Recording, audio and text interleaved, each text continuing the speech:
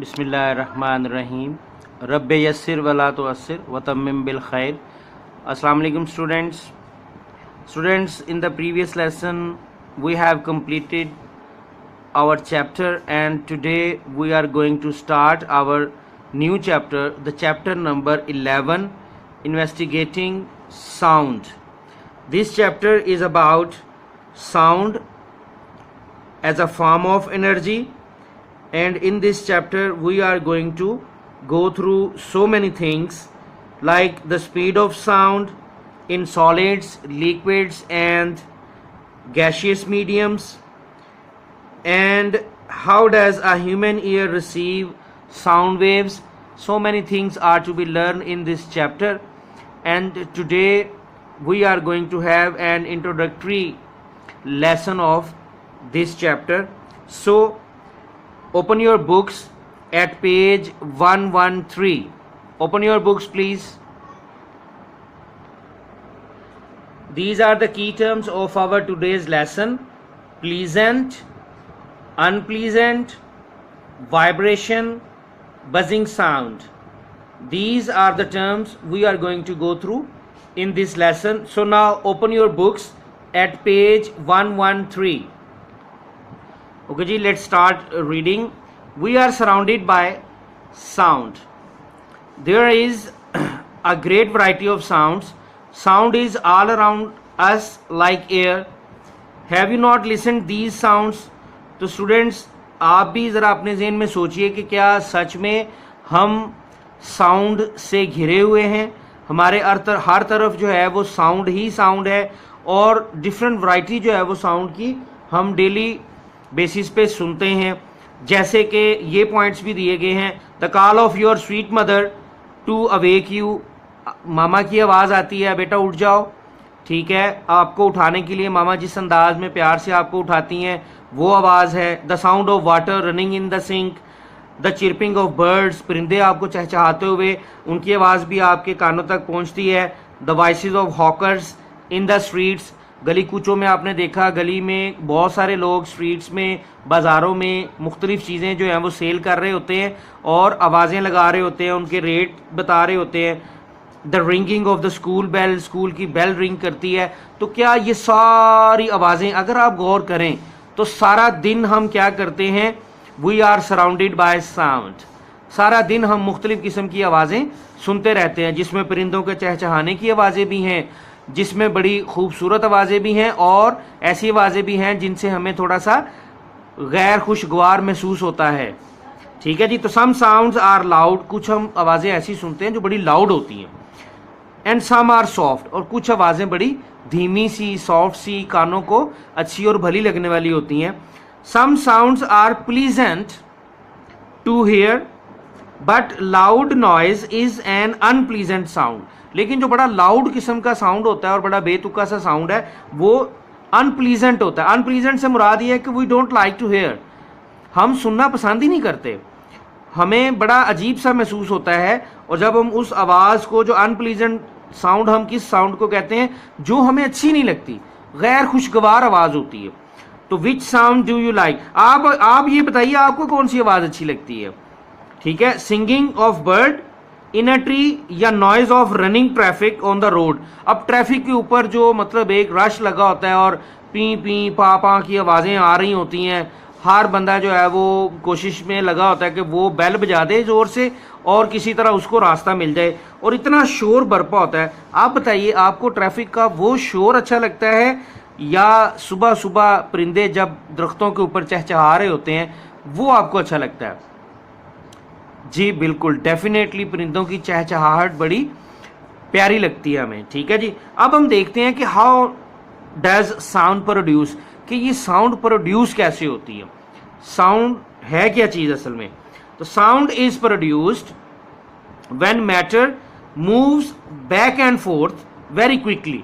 यानी जब मैटर जो है वो बैक एंड फोर्थ मूव करता है बड़ी तेजी के साथ तो तब साउंड प्रोड्यूस होती है। A back and fourth movement is called vibration. और किसी भी चीज़ की, किसी भी मैटर की, बॉडी की बैक एंड फोर्थ मूवमेंट जो होती है उसको हम क्या नाम देते हैं? वाइब्रेशन। वाइब्रेशन के वर्ड से आप अच्छी तरह से वाकिफ़ हैं। हर घर में मोबाइल मौजूद है, पापा के पास मोबाइल है, मामा के पास मोबाइल होगा, तो आप ये वर्ड बहुत दफ़ा बोलते हैं कि वाइब्रेशन हो रही है। मामा शायद आपका फ़ोन आ रहा है, पापा शायद आपकी कॉल आ रही है, फ़ोन आपका वाइब्रेट कर रहा है। तो जब वाइब्रेट कर रहा होता है तो अगर उसको आप टच करें ना उस वक्त, तो फ़ोन ऐसे थरथरा रहा होता है, तो बेसिकली वो मूवमेंट होती है, उसकी बैक एंड फोर्थ मूवमेंट होती है जो फ़ोन के अंदर हमें महसूस हो रही होती है। तो sound is produced only when something vibrates. तो साउंड का पैदा होती है जब कुछ वाइब्रेट करता है। Sound are produced in solids, liquid and gases. Okay जी, साउंड्स कहाँ कहाँ प्रोड्यूस होती हैं? सॉलिड में, लिक्विड में, गैसेस में। If we touch our throat while we are talking. अच्छा, बात करते हुए अगर आप यूं करें ना, अपने थ्रॉट को फ्रंट से हाथ लगाएं, वहां पे उंगली रख लें, we can feel the vibrations. तो हमें बकायदा वाइब्रेशन फील होगी हल्की हल्की इन आवर वॉइस बॉक्स में। Strike a spoon on the side of the cup and see the vibrations. एक चम्मच को आप क्या करें, कप की साइड पे आप स्ट्राइक करें, तो क्या होगा, आपको वाइब्रेशन फील होगी। Mosquitoes produce buzzing sound. ये बजिंग साउंड हमारे की टर्म्स में था ना। बजिंग साउंड होती है ये, जो आपने देखा होगा मच्छर जब कान के बिल्कुल करीब आता है ना, तो वो भिन भिनाने की एक आवाज़ होती है, भिन भिनाहट जो है, ठीक है, वो ऐसे आवाज़ से आती है, इस किस्म की आवाज़ आती है, ठीक है। तो वो जो आवाज़ है ना, वो बजिंग साउंड कहलाती है। तो वो भी किस वजह से होती है? Due to the vibration of their wings. मतलब वो परों के पर मार रहे होते हैं ना मच्छर, ठीक है, तो उसकी वो साउंड होती है बेसिकली व्हेन समवन। अच्छा, हम क्या समझते हैं, मज़े की बात ये है कि कहीं कहीं बच्चों में ये बातें फेमस हैं कि मच्छर कान में आके कुछ कह रहा होता है, वो शायद ये कह रहा होता है कि उठ जाओ, ठीक है। वो उसकी कौन सी आवाज़ होती है बेटे? बजिंग साउंड होती है, जो उसके परों से जो है ना वो पैदा होती है, ठीक है। पर फड़फड़ा रहा होता है, उड़ रहा होता है ना। तो when someone speaks vibrations are produced in the air and we hear the sound. जब कोई बोलता है तो क्या होता है? वाइब्रेशन प्रोड्यूस हो जाती हैं हवा में, and we hear the sound. A flute, flute कहते हैं बांसुरी को। ये देखें, ये बच्चा बांसुरी बजा रहा है ना, ठीक है, तो इसको कहते हैं flute. Produces sound due to the vibrations of air particles. Air particles की वजह से साउंड प्रोड्यूस होती है फ्लूट में। अच्छा जी, अब हमने थोड़ा सा देखा कि साउंड प्रोड्यूस कैसे होते हैं, ये हमें सारी समझ आ गई। अब इससे रिलेटेड हम कुछ काम करेंगे अपनी वर्कबुक के ऊपर। और अब आप खोल लीजिए workbook page number 50। This is your page number 50 and we have 3 questions here which is about the sound. Number 1 is how does sound produced? ये तो हम अभी अभी पढ़ के आए हैं, तो इसका मतलब है इसका जवाब हम दे सकते हैं। The answer is written on this. आप लोग इसको नोट कर लीजिए। यू हैव टू राइट, आपने भी इसको नोट कर लेना है, राइट डाउन कर लेना है। The answer is sound is produced when matter moves back and forth very quickly. Sound is produced only when something vibrates. Okay जी, ये आंसर आपने नोट कर लेना है, आपने भी इसको कंप्लीट करना है।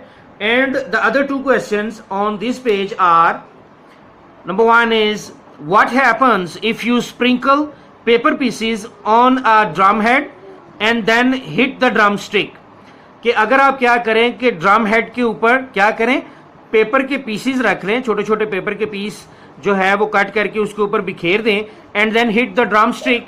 और फिर आप क्या करें कि ड्रम स्टिक को हिट करें तो क्या होगा? तो क्या होगा? Very simple is that, when I hit the drum stick the vibration is produced. तो वाइब्रेशन प्रोड्यूस होगी ना ड्रम में, तो विच moves paper pieces up and down. उससे क्या होगा कि पेपर पीसेस जो हैं वो अप एंड डाउन मूव होंगे। Okay, and the next question is, how can sounds be harmful and helpful? The sound is helpful for communication and sound is harmful as a noise. Definitely communication के लिए जब हम बातचीत करते हैं, अपना पैगाम दूसरों तक पहुंचाते हैं, दूसरों की बातें हम सुनते हैं, न्यूज़ सुनते हैं, तो कम्युनिकेशन पॉइंट ऑफ व्यू से देखा जाए तो sound is really helpful and sound is harmful as a noise. और शोर की सूरत में तो साउंड जो है वो बहुत ज़्यादा नुकसानदेह है।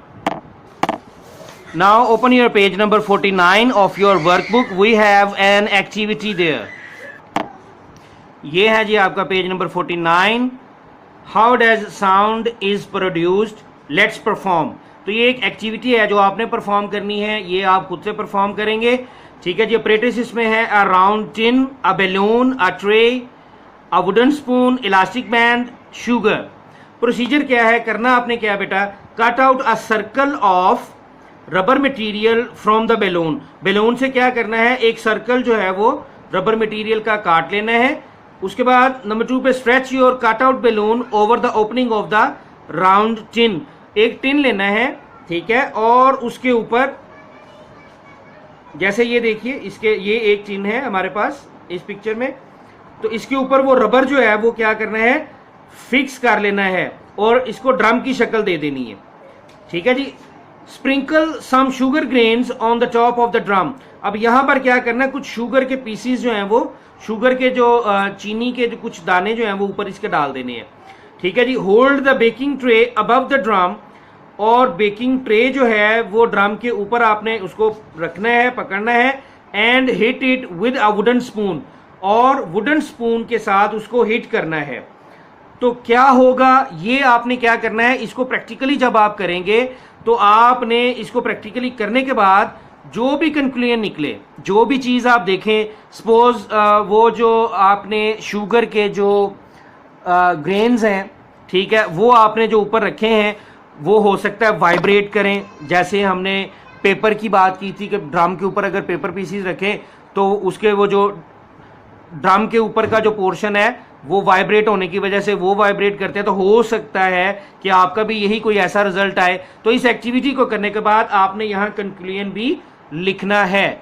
ओके जी. तो अब हम बात करते हैं आज की डायरी. ये रही जी आपकी diary. Learn and write page 50 of your workbook. वो जो 3 क्वेश्चन हमने पेज नंबर 50 पे लिखे हैं, पेज 50 पे जो हमने 3 क्वेश्चन लिखे हैं वो आपने लर्न भी करने हैं और राइट भी करने हैं. ओके जी. I repeat, learn and write page number 50 workbook. ये आपकी डायरी है जी आज की. ओके जी. Thank you so much. अस्सलाम वालेकुम.